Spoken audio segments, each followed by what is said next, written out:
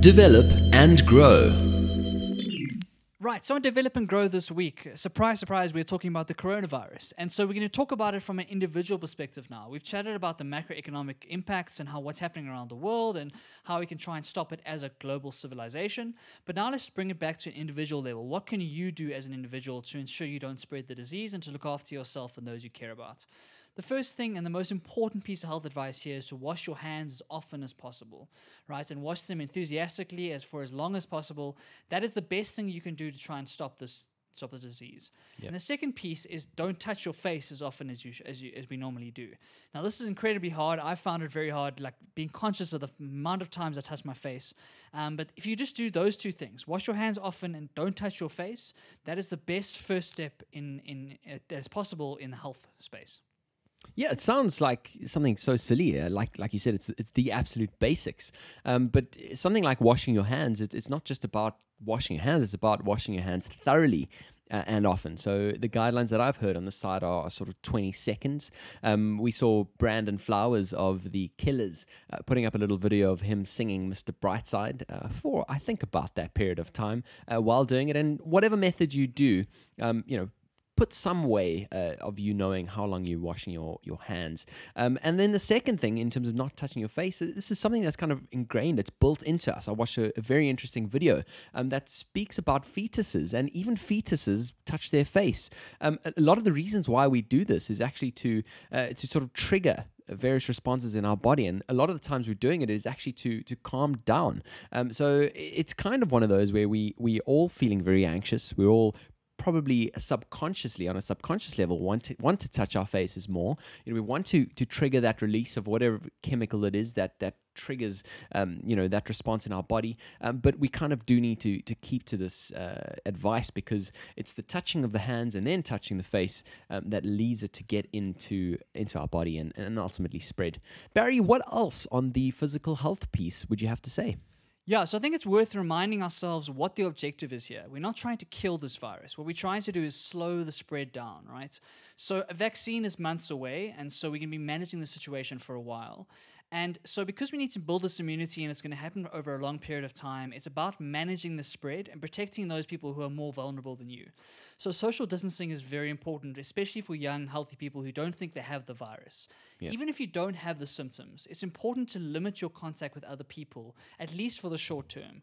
Because what happens is that a lot of people have the virus, but they don't know they have it. And so they inadvertently transfer it to people who are at a higher risk of dying from it because either they're older or they have pre-existing health conditions, etc. So it's incumbent on all of us, even if you feel healthy, even if you think that you don't have it, even if you have no reason to think you haven't come to contact anyone from overseas or any of that stuff, please distance yourself from other people and cut down your social engagements as best you can. Try and take it as seriously as possible, and by isolating yourself, in that way, you do your part to avoid transferring that disease because you're not sure you don't have it. Absolutely, and that's the really interesting thing here is that that period with which you don't show any symptoms. Some people say it could be as much as 10 days, which is really, really fascinating. In terms of that vaccine, I've even seen reports saying that some people think it might be up to a year. So, I completely agree with you there. We're going to be managing with this in the short term for a long period of time. And so those two key things, washing your hands and not touching your face, obviously paramount. I also wanted to talk about the masks. We've seen a lot of people wearing masks, and the general consensus here is that the masks are not any help unless you have the disease yourself and you're actually protecting others from getting it. A lot of the time when you've got this thing on your face, it's actually going to encourage you to move it around and actually touch your face more often than what you would. And so you're actually increasing the risk in some cases by wearing a mask. If you obviously have it, then it's a good idea to wear one. But other than that, I've also seen a lot of people taking supplies out of these masks, and people who really need them, like the hospital workers and people on the firing line, might actually run out of supplies. So I think that's also something worth mentioning. Now, moving on to mental health, one of the other things we typically talk about on this podcast. Barry, what are some of the pointers you think we should note from that? Yeah, so if you're going to be taking isolating seriously, it's obviously a big change to your normal day-to-day life. And so you have to think about what is the psychological impact on you as a person. And the most important thing here is not to panic. And I know this whole episode we've been chatting about dark things and dangerous things, and we're chatting about the concerns we have for the world. It's very important that we don't panic and understand that we are in this global fight as a species, as the human race, and that we have all the resources at our disposal to manage the spread and to manage the pandemic, and hopefully becomes just another footnote in history. So I said a little bit earlier that a little bit of panic is good, and I still think that's the case because it forces you to take things seriously. But it's important not to get paranoid and not to like lose yourself in all of this stuff. I saw quite a cool term, Chad, saying be alert, not anxious. And I quite like that. Like, let's think about this. Let's not be anxious about it and worry about every single thing we touch or every single thing that happens in our life. But let's be alert and actually monitor how we are acting in our day-to-day lives and what we're doing, and how can we best follow the advice from the World Health Organization and other related organizations to do our part. Be alert, not anxious.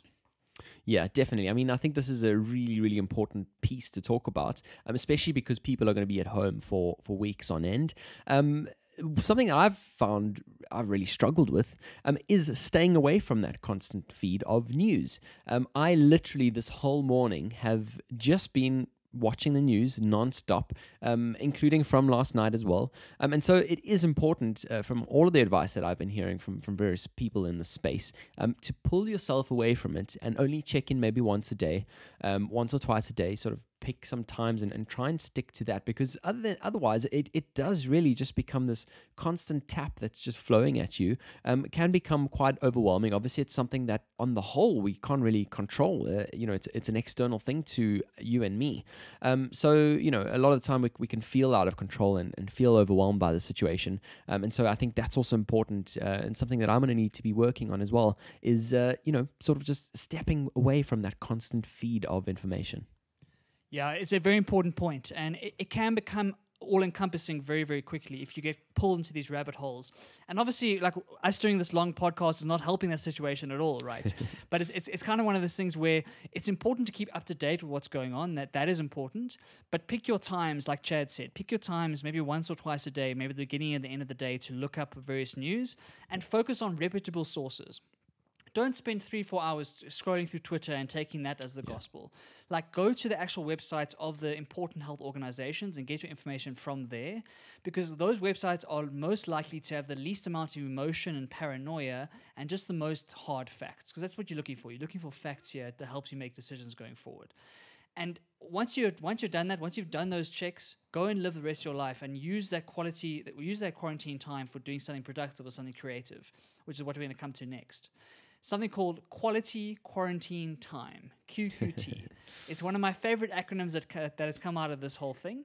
Yeah. And basically it's talking about the fact, Chad, that we're going to have lots of time at home by ourselves or in small groups and family members and whatnot. Time to do things that we wouldn't normally have the time to do. So what could you do with this time if instead of going to work for 8-9 hours a day, if you're able to stay home and you got this time on your hands, can you be creative with it? Can you actually turn it into something productive? And why I think this is quite important is that I've seen lots of articles recently talking about the fact that a lot of famous people have taken these quarantine times over history and done really amazing things. For example, during the Black Plague, Shakespeare went into quarantine, and in quarantine he wrote the plays King Lear, Macbeth, and Antony and Cleopatra, which are 3 of the most amazing plays ever written by a human, right? And so he did that in quarantine. Isaac Newton, also while in quarantine from one of the pandemics of the past, created calculus, which is one of the most influential pieces of mathematics ever. Yeah. And so if we can take a leaf out of these guys' book and actually turn this time into productive, creative time, I think we could get a lot done during this time, Chad.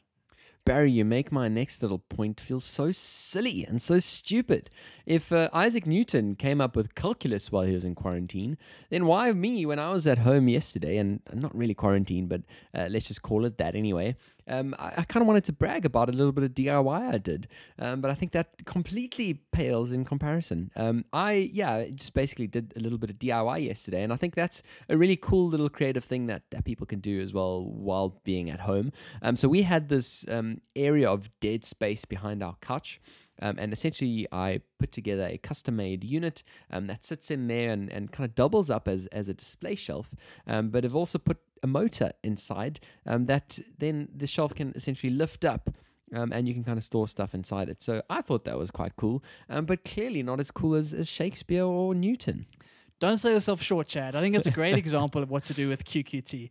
I think that it's, we're not all trying to write the next great novel. We're not all trying to solve the world's problems. Maybe it's just a blog you wanted to start, or a short story you thought about writing, or you wanted to start learning the guitar, or you wanted to build something in your house. Yeah. All of these things are great uses of your time. And so try and turn this into a positive. All of this time you have available, time is such a scarce resource. And so if you think about it, it's almost a blessing to be given all of this free, unencumbered time to sit at home and think more deeply about things, or think about a career change, or think about things you wouldn't have the time to normally do. And so all I'm saying is use this time creatively and productively.